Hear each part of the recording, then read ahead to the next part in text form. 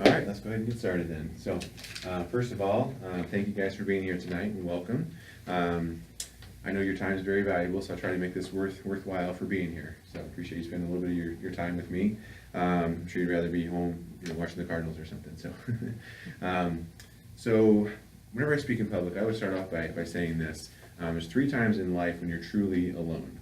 That moment right before you're born, that moment right after you die, and anytime you speak in public, right? So as we go through tonight, a couple things you guys can do kind of help me out a little bit. So if I'm talking about something you kind of understand it, just kind of nod a little bit. That'll help me. Also, if I happen to tell another corny joke, if you can laugh a little bit, that'll help me too. Okay, good. We're off to a good start. So, all right. So, what are we here to talk about tonight? We're going to talk about what is health, where does health come from, how to find health when you need it, how to not undo the treatment we're doing for you here in the office. We're going to talk about trauma and spinal neglect and how those things lead to poor health. Okay. Notice I didn't say how they lead to pain here, but poor health. Okay. So we're going to talk about a difference in healthcare models. You may not even know there is a difference in healthcare models right now, but by the time you leave, you should understand that. I'm going to give you some quality information so you can make some quality decisions about your own personal health. Some of the stuff I'm going to talk about tonight, it may take you out of your comfort zone a little bit. It may be kind of contrary to what you've been taught up to this point in your life. Is it okay if I just be honest and tell it like it is? Is that okay? Yeah. Okay. My mom always said tell the truth, so that's what I like to do. So, all right. So, we're going to start off. I'm going to tell you a quick story. This story is about my dad. Okay. So my mom and dad were born and raised in New Jersey, and right after they got married, they moved out to Ohio. So my mom's dad, my grandpa, had gotten a job in Ohio. He got my dad a job, and so they moved to Ohio. So my dad worked in that same factory for 41 years, okay? Just finally retired last October. So he was the textbook picture of hard-working, blue-collar kind of guy, right? Loved to go to work, put food on the table, keep the roof over his family's head, okay? When I was in high school, my dad had a back issue. And one of those things where he was kind of reaching for something and felt something kind of, slip or pull in his back. And so nothing, not a real big or bad injury, but something happened and it caused a lot of pain and got to the point where he couldn't go to work. Okay, so he did what most people do. He went to see his doctor. Okay, and the family doctor said, well, here's some medication, just rest and take it easy and it should go away. Well, it didn't go away. Okay, so this went on for a while and he's getting pretty frustrated. Finally, my uncle says to him, why don't you try this chiropractor I've been going to? So he goes to the chiropractor. About 3 treatments, about a week and a half later, he was feeling good enough to go back to work. Okay, he wasn't totally out of the woods at that point, but he was feeling good enough to go back to work. So that was one of my first experiences with chiropractic and with alternative type healthcare. So it's one of the reasons that I'm here doing what I do, and one of the reasons that I do this class and I share it with my patients, because I want to get the message out to as many people as I can that there's a different way of looking at things. Okay, so that's just a little bit about me and kind of why I'm here and why I do what I do. Okay, so let's talk about the healthcare system we have in our country right now. Okay, we have what's called a symptom-based healthcare system. So it says if you have a symptom, then you're sick. So therefore, the goal of healthcare becomes remove that symptom, and therefore you're healthy, right? But there's some problems with that thinking. Okay, think about this. You guys ever walk into your dentist? You walk in there thinking, I brush my teeth a couple times a day, I floss like I'm supposed to, they're not going to find anything. And they start poking around in there and boom, right? They find those really sore spots, right? So even though you took care of it and you felt good, you still had something unhealthy going on, okay? And if they find a cavity that day, are they going to say, oh, I found a cavity, you must have eaten a bunch of candy this morning and to cause that cavity? No, it's been building up slowly over time, even though you didn't feel it. Okay, so health is not about how you feel. Okay, think about some of the leading causes of death in our country. Right, heart attack, stroke, cancer. Sometimes there's absolutely no early warning signs of those. Okay, you may just know somebody. I know there's someone in my life who seemed like a very healthy person, and all of a sudden had a stroke and was gone a couple of days later. Okay, so it's very possible to feel good, even seem like a healthy person, but to have something unhealthy going on. Okay, let's look at the flip side of that coin. let's say after our class tonight, you guys go down to Steak and Shake down here and grab yourself a burger, right? And let's say they don't cook it quite right, okay? Let's say you end up going home and actually getting sick and throwing up, right? How do you feel at that moment when you're throwing up? You feel awful, right? Is that healthy or is that unhealthy? What do you guys think? I think it's healthy to get rid of that food. Think it's healthy? You agree? Yeah, good. Smart class, very good. So that's a healthy response. So your body's doing what it's supposed to do, okay? It's getting rid of that bad bacteria that's in there. The worst thing you can do is keep that inside and let it spread to other areas and cause infections and things. So your body's functioning properly, and therefore it's a healthy response, okay? Another good example, think about when you get a fever, right? How do you feel when you have a fever? Pretty terrible, right? But again, is that healthy or is it unhealthy? Right? It's actually healthy because your body's raising your body temperature to kill off that bacteria or that virus, to kill off that bug. Okay? It knows that that thing can't live at that temperature. Okay? So even though you feel terrible, it's healthy. Okay? So we got to get out of the mindset that health and symptoms are the same. Okay? It's not about symptoms, it's not about how you feel. Health is about how well your body's working and functioning and doing the things that it's supposed to do. Okay? And all the definitions of health out there, if you look at them, none of them say anything about the absence of symptoms. They all talk about wholeness and wellness and that sort of thing, okay? All right, so we look at health, it's kind of like an equation. So it's like it's what we just talked about, which is optimal function, how well our body's working, times something we call innate intelligence. You guys ever heard that term before? Innate intelligence?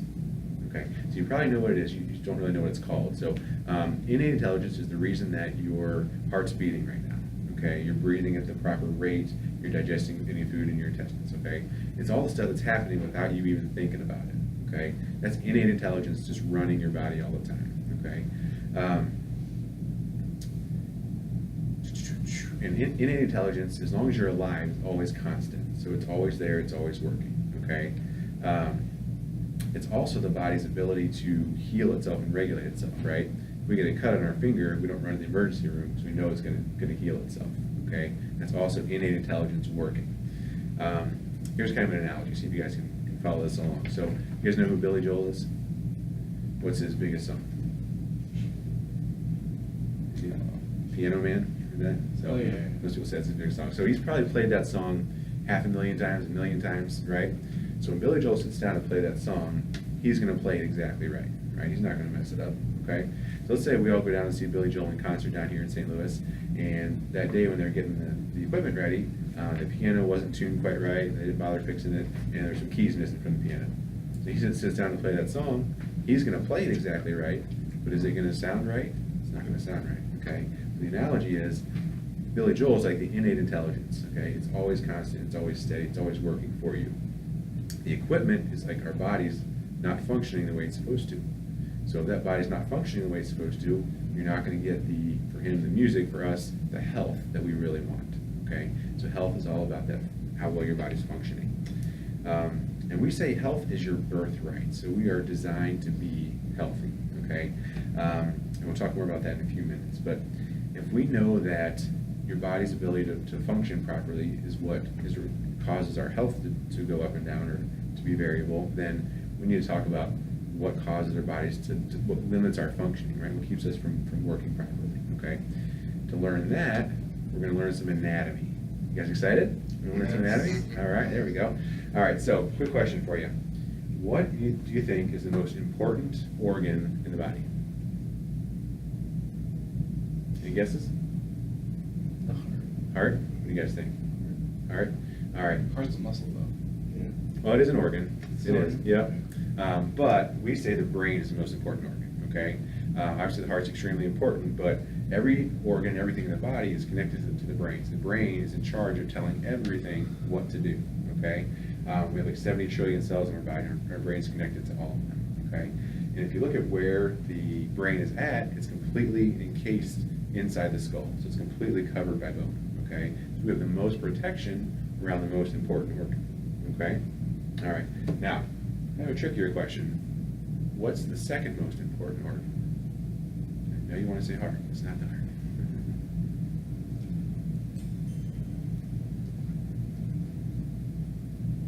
It's kind of a clue. Yeah, there you go. So it's the spinal cord, okay? So the spinal cord is the second most important organ because it is the connection from the brain out to the body, okay? And again, without that, nothing at the end of these nerves is going to get the messages from the brain, okay? It's like the brain's kind of like the breaker box in your house, and the organs and cells are like the outlets, and the spinal cord is the wires in between. Okay, you got to have that to get the signals from that box out to the outlets. Okay, and if we look at where the spinal cord's at, it's almost completely encased or covered by bone. Okay, so it's inside these bones. You almost can't see it because it's almost completely covered by bone. In places where it's not covered by bone is where we have discs on the front, we have joints on the back, and then we have holes where the nerves can come out at each level on each side. Okay. All right, so let's keep that in mind for 1 second. Let's look at the spine. So at the bottom of the spine, we have the pelvis. There's 2 sides to the pelvis. In between that is the sacrum or tailbone right there. And it's kind of like the foundation for the spine. Up above that, we have 5 lumbar vertebrae. So those are the biggest ones at the bottom, okay? Up above that, we have 12 thoracic vertebrae. Now we know where those are at because that's where the ribs attach in at, okay? Up above that, we have 7 cervical or neck vertebrae, all right? And so if we have, just a quick trivia question for you, if we have 7 cervical vertebrae, how many do you think a giraffe has? What do you think? Yeah, 7. 7? You guys think? Yeah? I knew you were a smart class, yeah. So it's 7. So, yeah, all mammals have a very similar spine. So obviously they're bigger and kind of shaped differently, but yeah, that's got nothing to do with what we're talking about tonight, just a quick trivia question for you. So, but above that we have the skull, right? We talked about how the brain's inside that skull, obviously. Off of the brain comes the spinal cord, and that runs inside those bones all the way down, okay? So we said that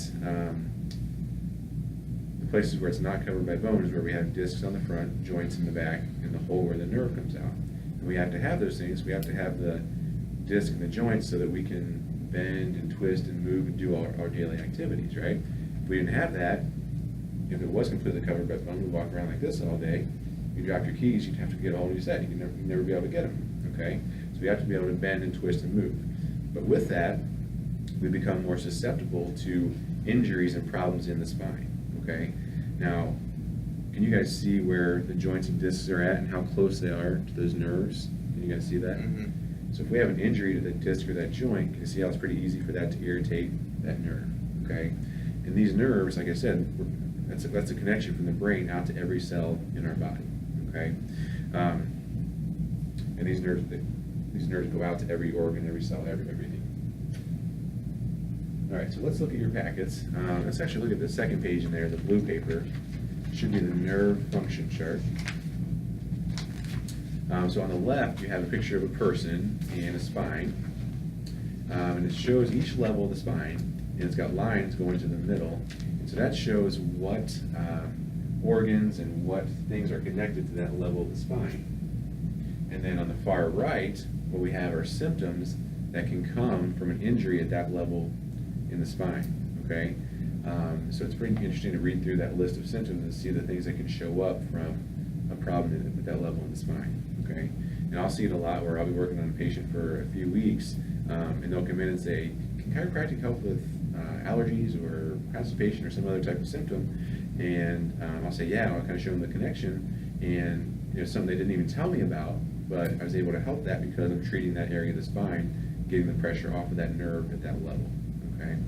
So, again, a pretty interesting chart there to take a look at. All right, so what we're learning is that if you have an injury to the joint or disc in the spine, it's going to irritate that nerve. It's going to affect whatever that nerve goes to, okay? And so the reason that's important is if that happens, the brain can't send proper information out to the cells and organs at the other end of that nerve. Therefore, those things can't function properly. And that's what keeps us from being healthy, like we talked about earlier, okay? So we have to function properly, which means we need proper information from our brain out to those organs. So, so if we know that, then we need to learn, well, what can cause those injuries in the spine that leads to us not functioning properly, okay? So the answer to that is really there's like 1,001 different things that can lead to those injuries in the spine, okay? But I want to talk about a few so you kind of know what I'm talking about, kind of get the idea of what I'm talking about, okay? okay? Some of the things that can cause those problems is, things like sports, right? Kids running around, falling down, playing sports. You get a lot of soccer players who do head balls a lot, causes neck problems. All the way up to professional sports, right? And it's almost football season. I love football as much as anybody, but when I see two guys running down the field and slamming into each other, the spine's just not designed to take that much force, okay? Kids falling off their bikes, jumping off their swing. I used to do that. See how high you can go and then just come down and land, right? Here's a different one. Let's talk about this. Let's talk about the birth process, okay? There was a study done to see how much force was put on a baby's neck during a normal delivery, okay? Now, normal baby when they're born weighs 7 or 8 pounds, right? So if we had a 7 or 8 pound baby here right now,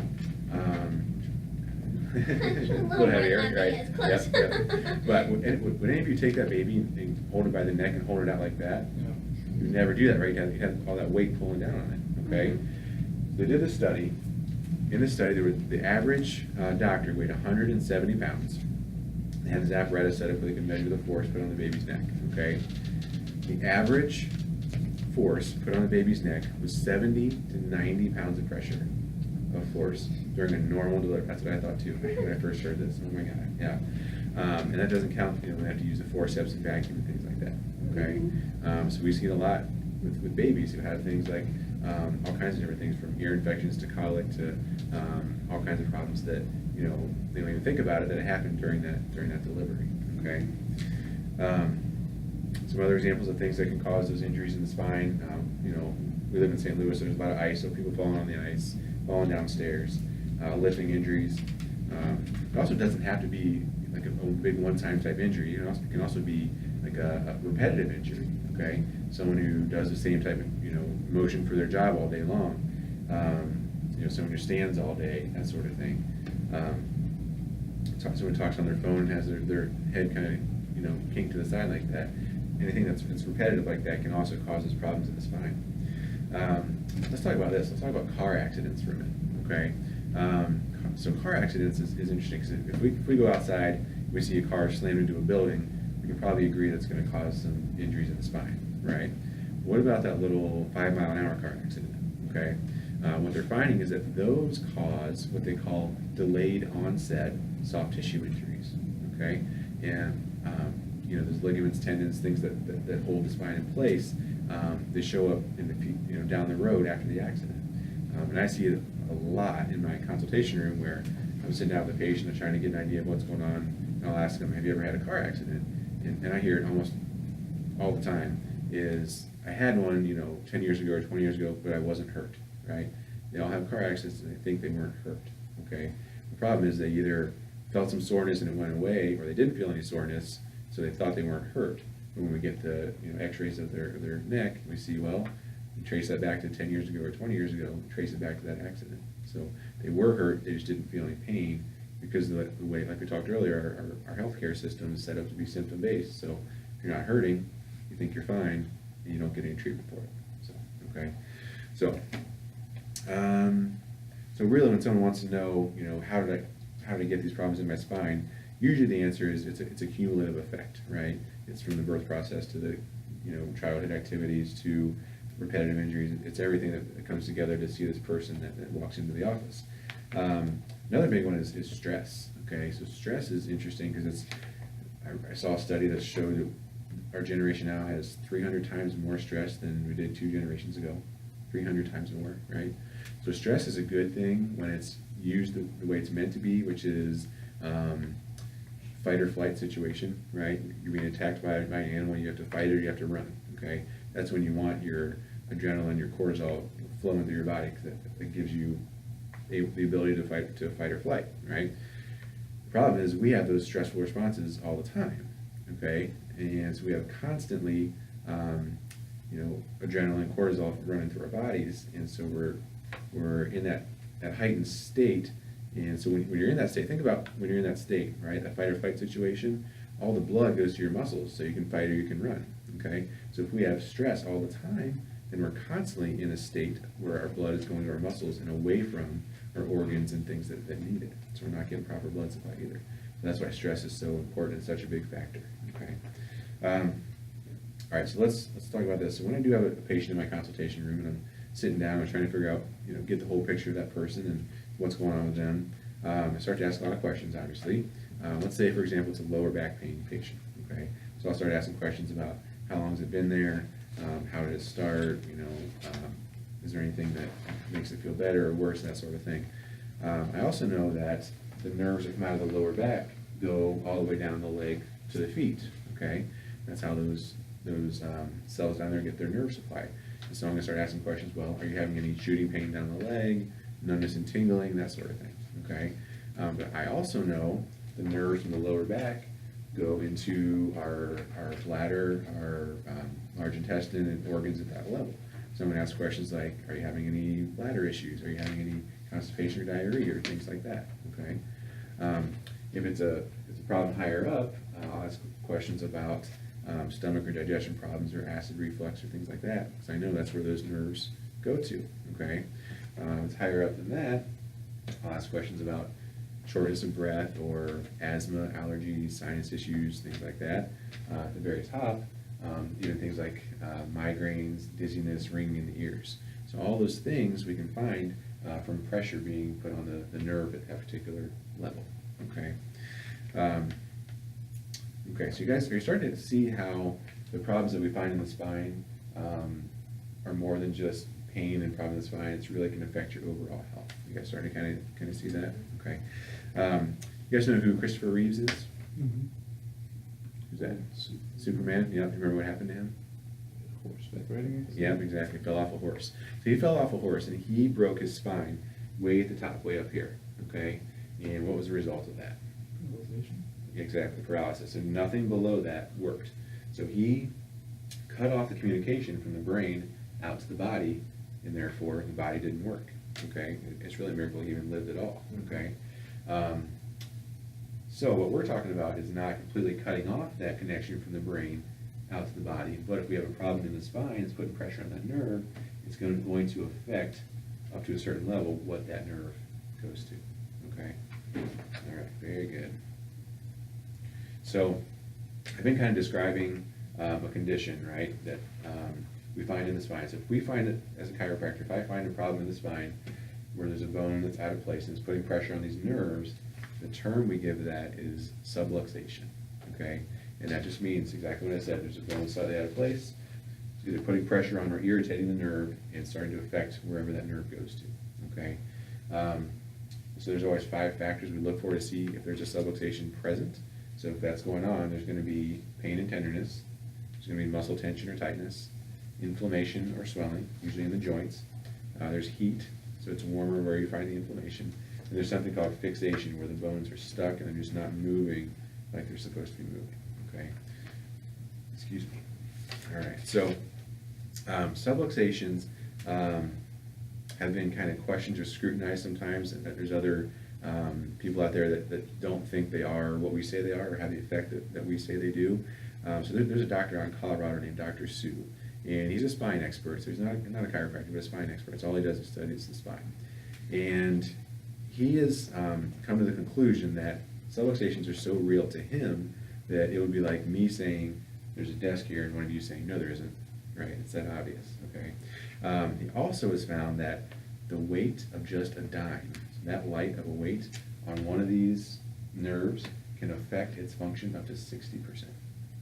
Right? So it doesn't take much force on that nerve to start to affect what that nerve goes to, okay? All right, very good. So we're going to change gears for a minute here. We're going to talk about what I call the 4 frustrations that I see in my practice here, okay?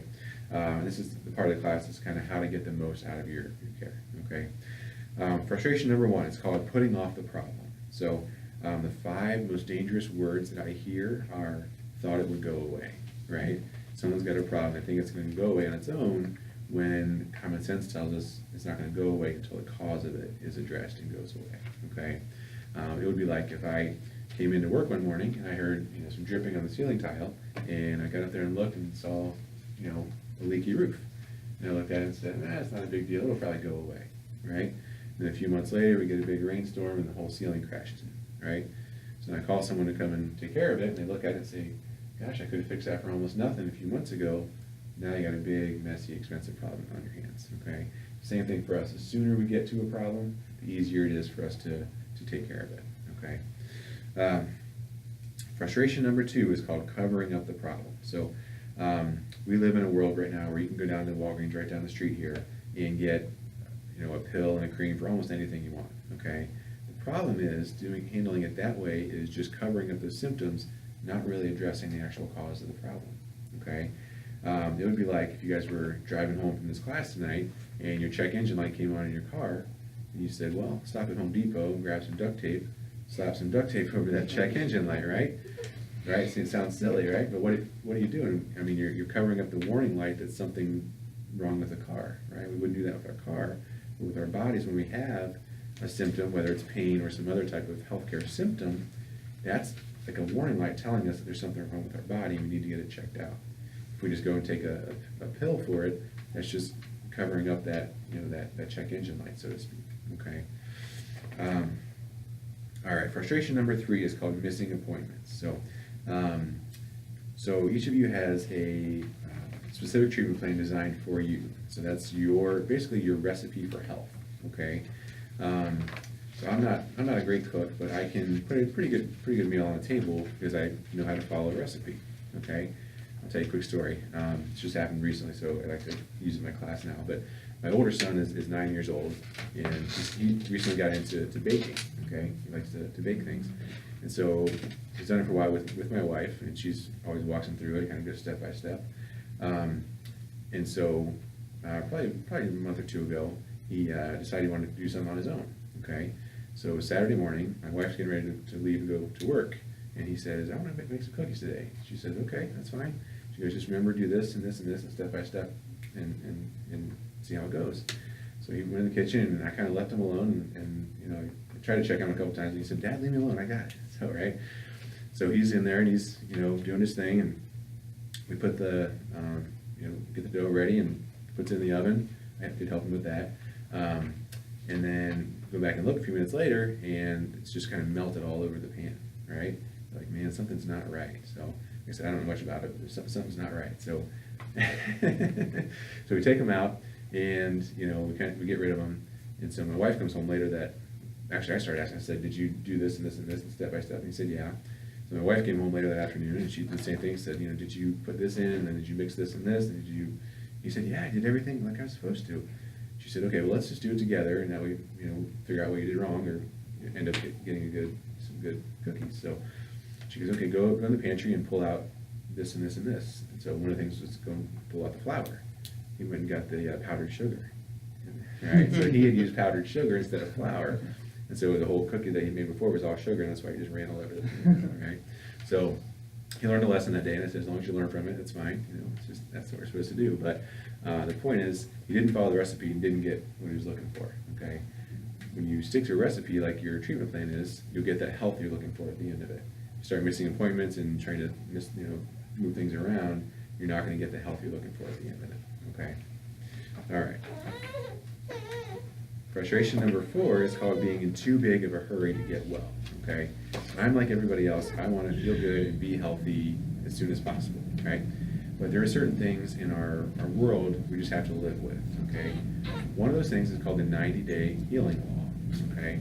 And what that says is that it takes the human body a minimum of 90 days to go through a full healing process, okay? Now, why is it 90 days? I actually have no idea, okay? How long does it take to have a healthy baby? Typically about 9 months, right? Now, why is that 9 months? Again, I have no idea, okay?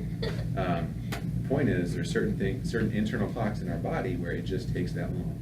One of those is that 90-day healing principle, okay? It just takes that long for a body to go through that full healing process, okay? All right, now we can heal in 90 days because, like I said before, health is our birthright. So we're designed to be healthy. So let's talk about where health really comes from, okay? So the very beginning of life, we have 2 cells, right? A mom cell and a dad cell. They come together to form 1 cell, okay? Basic biology, what does that 1 cell do? Divides into 2 cells, right? 2 into 4, 4 into 8, so on and so forth, okay?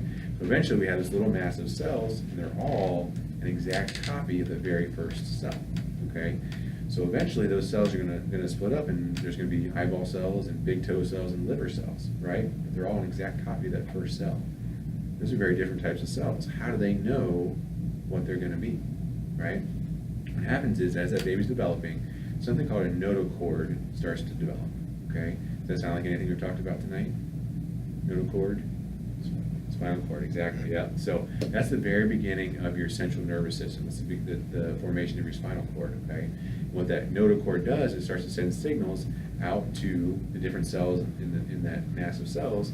It starts to tell them what to be. It starts to turn on certain genes and off certain genes so those cells can function like the type of cell they need to be, okay?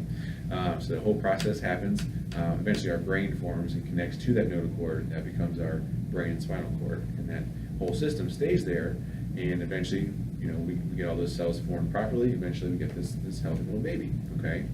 Now, keep that in mind for a minute. Now, did you guys know every 7 years you get a whole new body? You ever heard that before? Okay, so when I first learned this, I was all excited. I went home and told my wife. She was all excited for the 8th year of knowing me, but still look like this. So. Thanks, guys, appreciate it. But so what happens is every cell in our body is constantly replicating, turning over, okay? Old cells die off, new cells are formed, okay? And we know this, like, think about your skin cells, right? Our skin cells fluff off, right? Let's see if I can get this right. Women like to exfoliate, is that right? Okay, I got it. So what they're doing is kind of gross, but they're getting rid of those old dead skin cells, right? Would we ever do that if we thought we were going to run out of skin cells, right? We wouldn't do that. But we know we're going to keep getting the regeneration and getting new skin cells formed. Same thing happens in everything in our body. Our heart, our lungs, our liver, everything regenerates. You know, some things are quick and some things take longer, but every 7 years we get a whole new body, okay? So, going back to what I said a minute ago, if we have the brain sending proper information through the notochord out to the cells, and those develop properly, and then the baby's born and that cell replication process is happening, then why can't we always replicate healthy cells and just stay healthy forever, right? Problem is something gets in the way of that, okay? Something we've already talked about called subluxation, right? Gets in the way of that process of that brain sending proper information out to those organs and those cells. So when that happens, when that's interfered with, those cells can't form properly, and so we start to get unhealthy cells in an organ, right? Now if that happened for a day or two, you get a few unhealthy cells, it's not a big deal, but eventually you get an entire organ full of unhealthy cells, it's not going to function the way it's supposed to function, okay? Just as an example, you know, we have pressure on a nerve that goes out to our stomach area, and, you know, it's there for long enough to where that area starts to get full of bad cells, and those cells don't work right. What happens? We start getting kind of a burning feeling in our chest right there. So we go to our doctor and they say, oh, you've got acid reflux, right? What's the answer? Right? They give you some medicine that neutralizes the acid. So it neutralizes it, but does it actually fix that problem that's going on? Okay?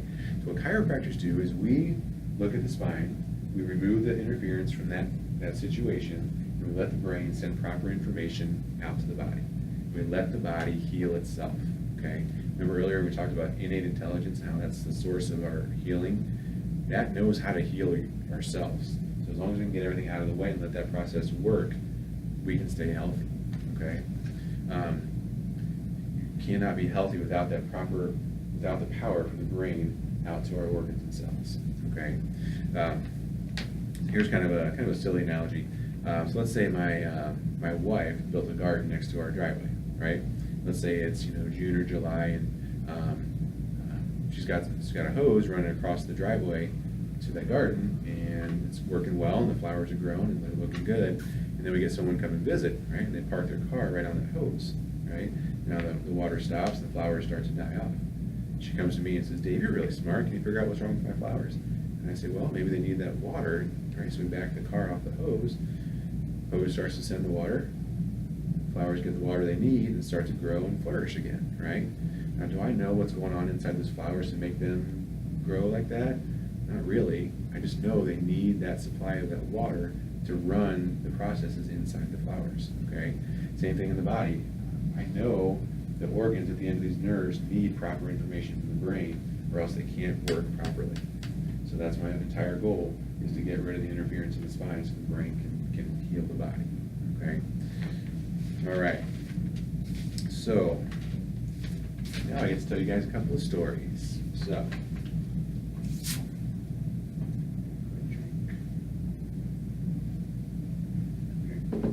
just about done. We're doing good on time. So I'll tell you a couple of stories of a couple of my patients that I've had here. Just so you guys can kind of get an idea and a feel for what I'm talking about. So, first person I'm going to talk about is a guy named John. And John came to see me a couple of years ago. And when he first came to see me, he had had severe low back pain down to his left leg for 8 or 9 years. Okay, years, yeah. He said the first 3 or 4 were bearable, and then it got really bad, okay? He had had a back surgery through that time, and he said that got relief for about 8 months, and then it came back worse than it was before, okay? Excuse me. And he was referred to me by a lady he goes to church with, who's a good patient of mine here. So he came in to see me. This is the first picture I took of him. This is a back to front view of his lower back. So we have the 2 sides of the pelvis. Here's the spine. Here's the sacrum down here. There's a center line from the top straight down. It should be going right through the middle called the pubic symphysis, okay? And so if you can see how far off that line is, off from center, okay? And so what's happened is that whole pelvis is sort of shifted up and over, and it's putting a lot of pressure on the joints in between the bones and on the nerves coming out, okay? So when I first saw him, it was right around Halloween, okay, so the end of October. So we started him out with a 90-day treatment plan based on that 90-day healing principle. And so he came in. He was pretty reluctant coming in because he thought he had tried everything, didn't think it was gonna work for him. So he started coming in, and it was pretty slow going at first. We weren't really getting much results right away. I said, well, let's just give it time. Let's give it a chance to heal. So he kept coming in, and then so we saw him all of November, all of December. And then mid-January, he had a trip to Florida. He'd been planning for a long time. It was a month-long trip to Florida. So we didn't quite get the full 90 days in that we would have liked to, right? So he leaves on his trip to Florida, comes back mid-February to finish up his treatment plan. So he comes in. The first time he came back in, one of the first things he said to me was, he goes, Dr. Haddon, I was in Florida for a month. He goes, do you know how many pain pills I took when I was down there? I was like, no, how many? He goes, 0. Like 0 pain pills the whole time he was gone. Okay, so we finished up his treatment plan, and we took a new picture. This is our new picture of him. And so now you can look, and if you see that center line is going right down through the center like it should be. Okay, so we got the pelvis shifted over just enough to get the pressure off the joints, pressure off those nerves, and got him feeling much better. Okay, one of the funny things about this is at this point, he was feeling pretty good, and so I recommended maintenance or enhancement care to make sure he didn't go back to what it was before. And he said, you know what, I feel really good. I'm just going to leave it alone. I don't want to do anything. And so he left and didn't make another appointment. I was like, no. So he left, and after 2 or 3 months, he called back in and came back in. And he said, my son said I was crazy. I think he's right, so I'm just going to get on that maintenance plan. So now, I actually saw him this morning. He still comes in about once a month. When he's here, he spends a lot of time in Florida now as well, and I've got a chiropractor down there. We kind of work together to keep him going, keep him in shape. Another good thing about this story is that he loves to hunt and teach hunting safety. And here, at that time, he hadn't done that for several years, but now he's back and he's able to do that again. So that's one of my favorite things, is just seeing people getting back to doing things they want to do and enjoying life, in things that make them happy. So that was one of my really good stories I wanted to share with you.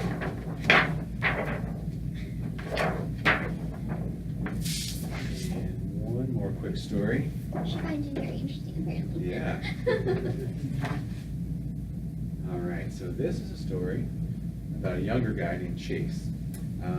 So Chase, when we first came to see him, was 8 years old, and he's actually his family's a friend of my wife's family.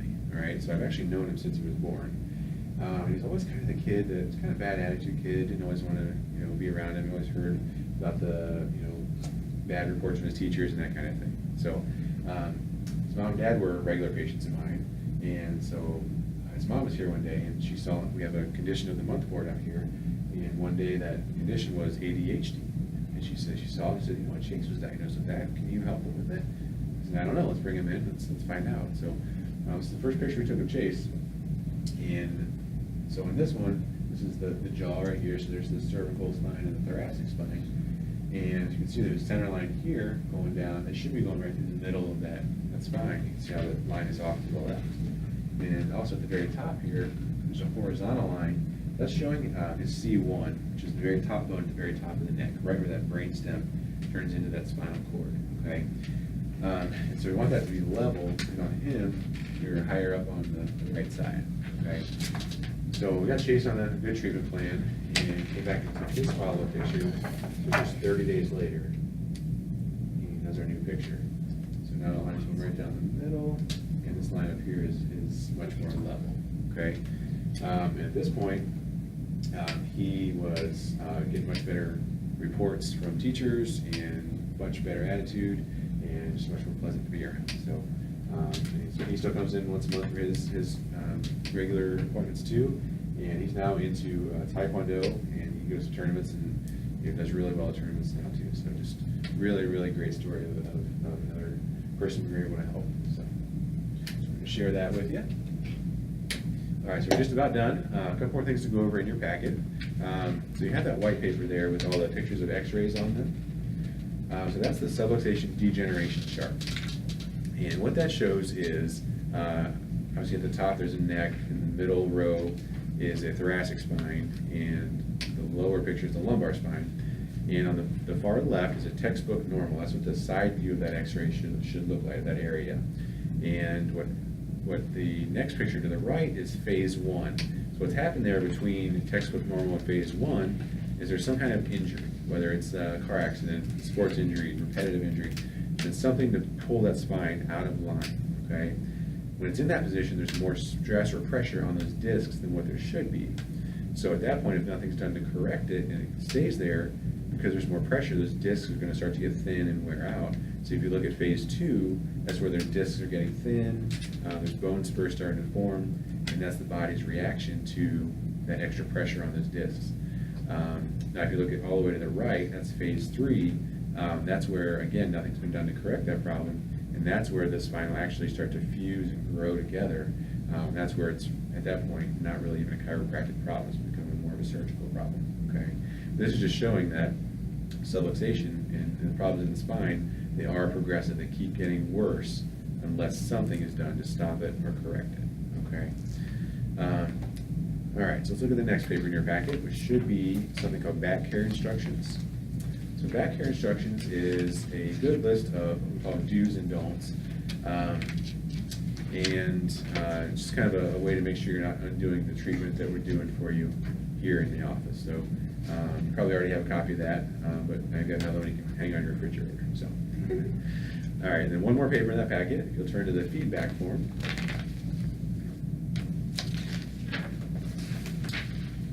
And if you don't mind, if you can, just jot down your name at the top of that. Don't worry about your email address. If you can, that's fine.